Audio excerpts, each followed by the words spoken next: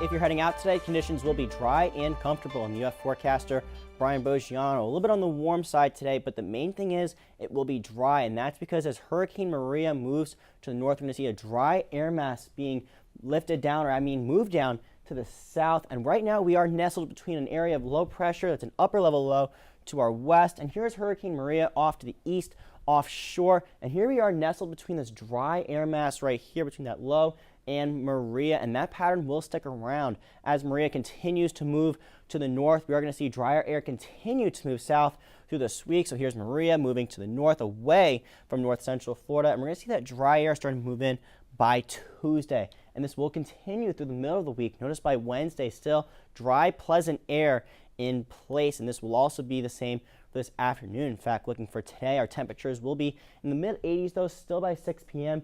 dropping down to about 72 though by the early morning. And notice these rain chances only about 20% and 10% going into the rest of the evening. We could see a stray shower or storm this afternoon, but it will be mostly clear and mostly dry heading into this evening. For tonight, our morning lows will be in the 70s, going down to about 70 slowly here in Gainesville. But check out, we are going to see some 60s, 68 degrees in Lake City and High Springs. Also in Live Oak, 69 degrees as we go to Cross City. Tomorrow, though, still once again a little bit on the warm side in the afternoon, with those highs approaching 90 degrees, 90 in Gainesville, 89 in Lake City, and also 90 degrees in Ocala. Now that heat index is going to feel like it's in between 91 and 97, so it is going to be a little bit on the warm side, but we could see some cooler temperatures as that drier air continues to move down. Once again, though, because of Maria dragging down that drier air, our rain chances will remain low through Thursday. But we do have an approaching front, so our rain chances will increase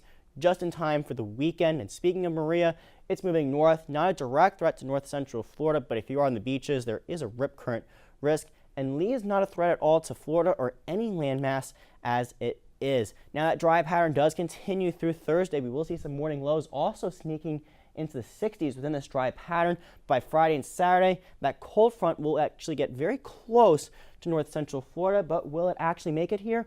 More on that coming up later on this afternoon.